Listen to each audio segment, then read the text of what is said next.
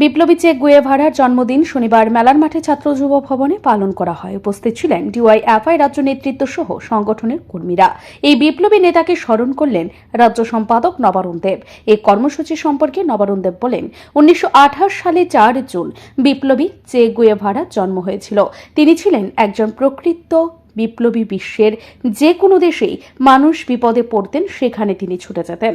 পাশাপাশি তিনি বলেন, মানুষের জন্য নিজের জীবনের চিন্তা করেননি। ব্যাংকের ম্যানেজারের পদ তিনি ছেড়ে দিয়েছেন, মানুষের সেবায় নিজেকে নিয়োজিত করেছিলেন। তার এই অকৃত্রিম ত্যাগ তিতিক্ষা বিশ্বের মানুষ আজও তাকে ভুলতে পারেনি। তার নীতি আদর্শকে পাথেয় করেই বামপন্থী যুব সংগঠনকে আরও শক্তিশালী করার উদ্যোগ নিয়েছে ডিওয়াইএফআই। অবশ্যই চে গুয়েভারার জন্মদিন পালন করি। চে গুয়েভারা শহীদ হয়েছিলেন এবং যেদিন শহীদ হয়েছিলেন তারপর থেকে দীর্ঘদিন পর তার মৃতদেহ উদ্ধার হয়, যার ফলে আমরা চে গুয়েভারার জন্মদিনটাই বিশ্ব বিপ্লবী জন্মদিন গোটা দেশে ভারতের গণতান্ত্রিক যুব ফেডারেশন, ভারতের ছাত্র ফেডারেশন এবং আমাদের রাজ্যে TSUTF সহ আমরা উদযাপন করি।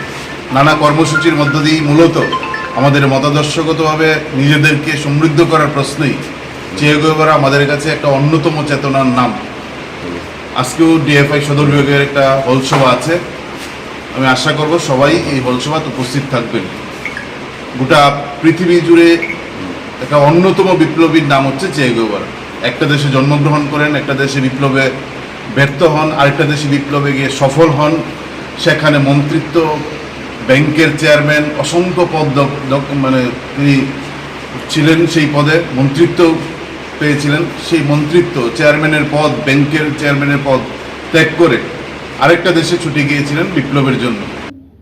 চে গুয়েভারার জন্মদিনকে কেন্দ্র করে সংগঠনের কর্মীদের মধ্যে ব্যাপক উৎসাহ উদ্দীপনা প্রত্যক্ষ করা যায়। ব্যুরো রিপোর্ট, ঋদ্ধি নেটওয়ার্ক।